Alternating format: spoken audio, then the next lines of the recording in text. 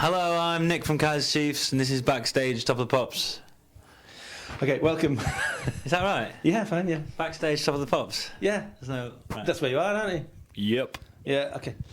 Okay, new album out soon, in a month's time. February. End of February, so months. it's like, 2 months. I wondered where we were in time then, where we were... this was going out January or whatever. Anyway. Well, it's a bit... Sorry, yes. So how was making your second album compared with employment? Making the second album, it was easier, really. We didn't... Well, the thing is about the first album, we wrote it in 6 months, but we had to do jobs as well. And then for this second album, we wrote it in 6 months, but we just had to do this, and we didn't have to have jobs. So we went back to the same rehearsal room, and we kept everything the same. Our hours were the same, and we went into the rehearsal room 3 times a week and all that, and wrote all the songs, and then we recorded it, and it was much better as well, because we had a much better studio and all that, and we had a big block of time. We had 6 weeks to do it in, to record it, and in the first album we had to go. We were right in the middle of like touring and everything. Mm-hmm. You must be a tighter band now as well. You must be better. Much better live, and I think that comes across in the songs, the album, because you can hear us.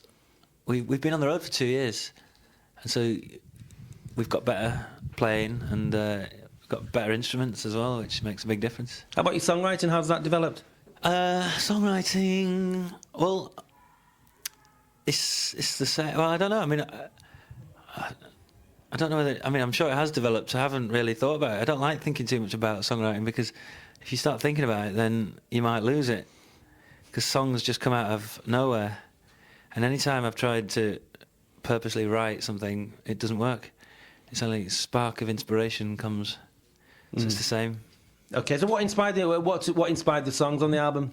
Well, like I said, the inspiration was just things that, you hear something, you hear someone say something, you read something, and you watch a film or you listen to some music or whatever, and it just inspires you, and you do something. You just go, well, when I write a song, I'm just playing the guitar or the piano, and I don't know. I make lots of notes about things in my everyday life, and so does Ricky, and it's not really that thought out. Really, it just happens. Mm-hmm. It's nice. Yeah. Why don't you play guitar on stage and piano? You say that's how you write songs. I play the drums. I like playing the drums better. You can't do both at the same time. Yeah, I can't do both at the same time. But I like playing the drums a lot more than the guitar or the piano. Mm-hmm. How have the new songs gone down the recent gigs? Done a few. We've done a whole tour with. We went out to Europe and we played a load of new songs, like 6 new songs every night, and it went down very well. I think it's difficult because people aren't going to mosh instantly. They're not going to go, right, this is a new one, I'm off to mosh. They don't do anything. People just stand there, and it just depends how they stand and how they stand afterwards, and whether they look at their friends and go, oh, that's good, or clap a lot when you finish the song. And they did all the little signals that you want, they did. And therefore... And I think in 6 months, some of the songs that were new to these people are going to be big songs live. Yeah. Well, Ruby's quite it seems an instant hit anyway. It seems quite a commercial type track.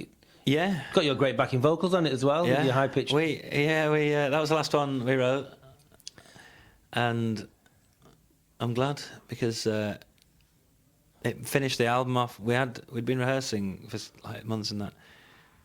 And then we just came up with that right at the end. Yeah, what inspired that? Did you write that one as well? Mm-hmm. What inspired that?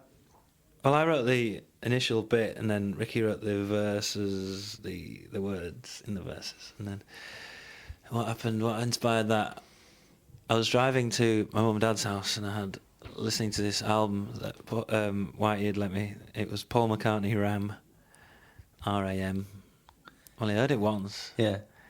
And something, I don't know, and I had this little tune, I hope it's not on there, and then I went to Mum and Dad's and played this piano, which I always write songs on, and I was playing this tune, and then the chorus came out of nowhere. That was nice. Yeah. And so about Ruby, the name Ruby, what does that mean to you? Well, don't know. Just came out of nowhere. Okay, fine. Okay, do you want to just pick a few tracks? As I say, I won't be putting this out to February, so Yeah. I won't even be leaking it. Okay. I promise you I won't. If you just want to name a few tracks, Oh, yeah, I heard Angry Mob in there as well. It seems Yeah. so if you want to pick maybe Okay, 2 or 3 tracks and tell me what 2 or 3 tracks. Well, we got Heat Dies Down. and tell me a bit about it then. And Okay, Heat Dies Down is a song. This was like the contender for first single along with Ruby, and it'll probably be a single at some point. It's kind of. I think the reason we didn't choose it was because we didn't like playing it as much as Ruby. So, but people love it, and it's one of those songs with a big chorus. And it's a typical Kaiser swagger. It hasn't got a swagger. It's more of a. It's a lot more pacey. Yeah. What's your most swaggerful song on the new album? Most swaggerful song on the album. Swaggerful. I always imagine swagger to sort of lollop around. I think Ricky's got swagger, hasn't it? It's a good quality. He has. I'd got say it. Ruby then. Yeah. It's got that riff. Ding, ding, ding, ding, ding. Okay, so pick another track then from the album. Tell me a bit about it. The Angry Mob. Yeah.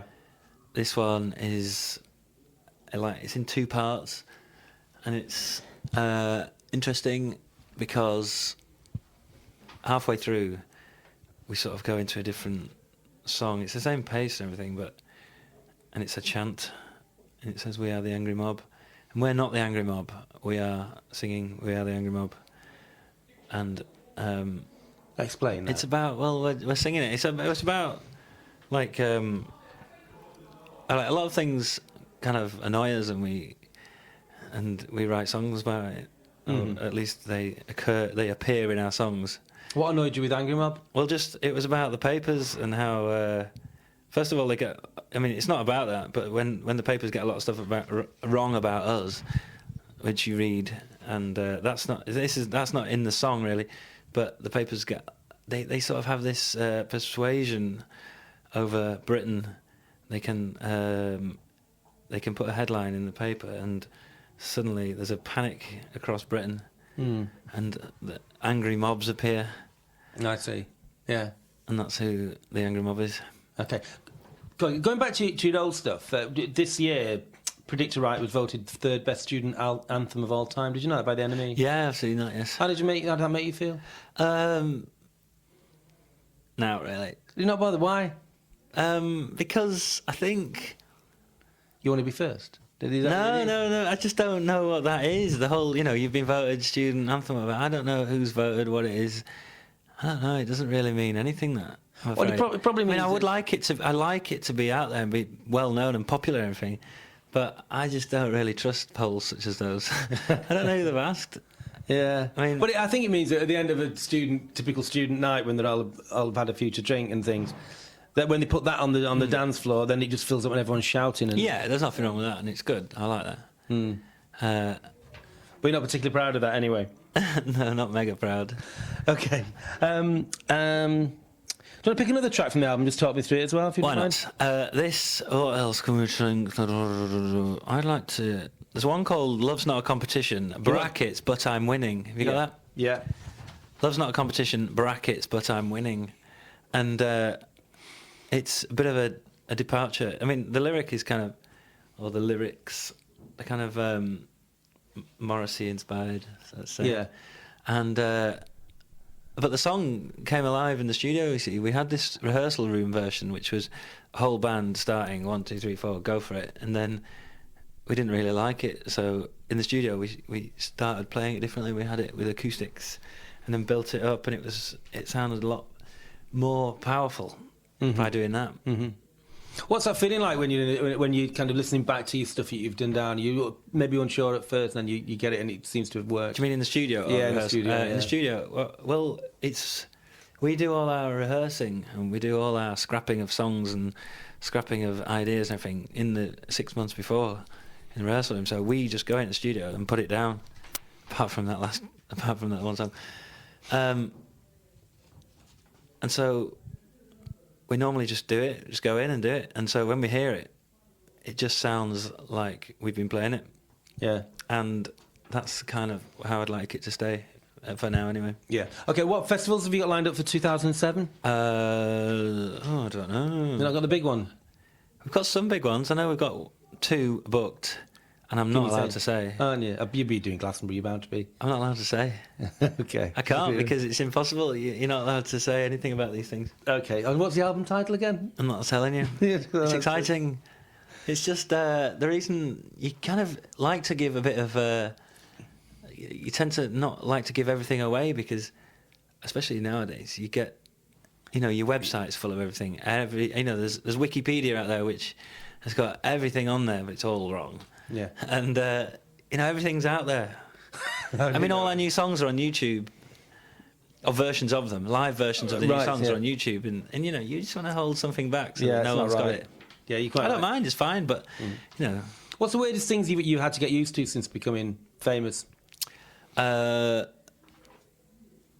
Nothing, honestly. Nothing. Just it's fine. We're not celebrities.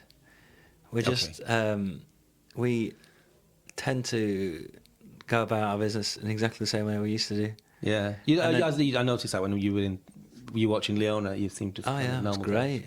Yeah, you enjoyed that. You loved it. What did you think? She's good. Yeah, I think she's amazing. Yeah, she's got the X factor. She actually has. She's the only person, that's ever done it. That's actually got what the whole show's about. Mm-hmm. Okay, thanks very much. I think that's it then.